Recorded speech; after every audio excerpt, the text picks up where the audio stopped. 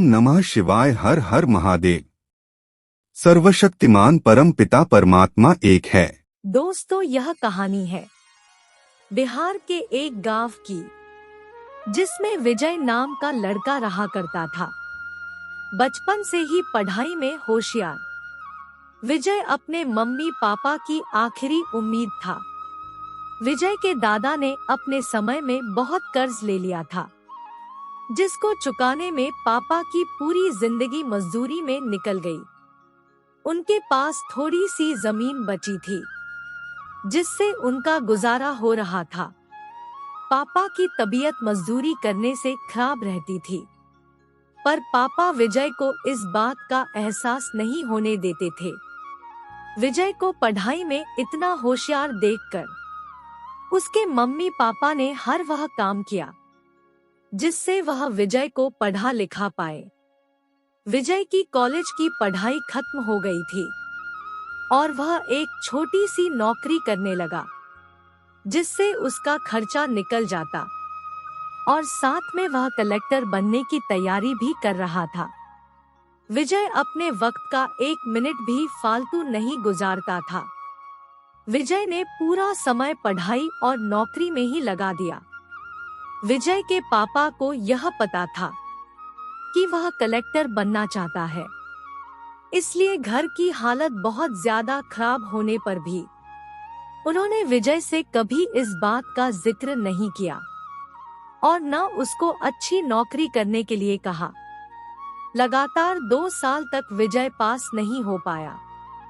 उसके बाद भी उसके पिता ने अपना घर और जमीन गिरवी रखकर विजय को आईएएस की कोचिंग ज्वाइन करवाई और उसकी नौकरी भी छुड़वा दी और केवल पढ़ाई करने को कहा। विजय के पापा हमेशा उससे कहा करते थे, बेटा खेत और घर दोबारा आ जाएंगे, पर कलेक्टर दोबारा नहीं बन सकते। आज पूरे साल पढ़ाई करने के बाद विजय का रिजल्ट आ गया, जिसमें वह अच्छे नंबरों से निकल गया था। आज उसके पिता से ज्यादा खुश कोई नहीं था। ऐसा लग रहा था जैसे विजय का सपना पूरा होने वाला है, पर भगवान को कुछ और ही मंजूर था। विजय का कल इंटरव्यू था और सुबह से उसके पापा की तबीयत खराब थी। विजय के पापा उसकी माँ से बार बार कह रहे थे कि विजय को मत बताना, और उस दिन देर रात उनकी मौत हो गई। अब एक माँ जिसकी गोद में उसका पति गुजर गया और वह अपने दर्द को भुलाकर अपने बेटे की जिंदगी के बारे में सोच रही थी। माँ ने पड़ोसियों तक को इस बात का एहसास नहीं होने दिया कि उसका पति अब नहीं रहा। पूरी रात ऐसे रोई कि आवाज भी न निकले। और सुबह विजय जब इंटरव्यू देने जाने लगा, तब माँ और पापा के आशीर्वाद के लिए उसने माँ को कॉल किया। माँ ने पूरी हिम्मत लगा दी अपना सच छुपाने के लिए और विजय को आशीर्वाद दिया। और जब विजय ने पापा से बात करने को कहा, तो माँ बोली, पापा अब तुमसे बात नहीं करेंगे, वह कलेक्टर से बात करेंगे। इतनी बात करके माँ ने फोन रख दिया। विजय का जब इंटरव्यू हो गया, तब उसे बताया गया कि उसके पिता की तबीयत खराब है, उसको तुरंत घर जाना है। विजय को एक पल नहीं लगा अपने पिता की हालत समझने में।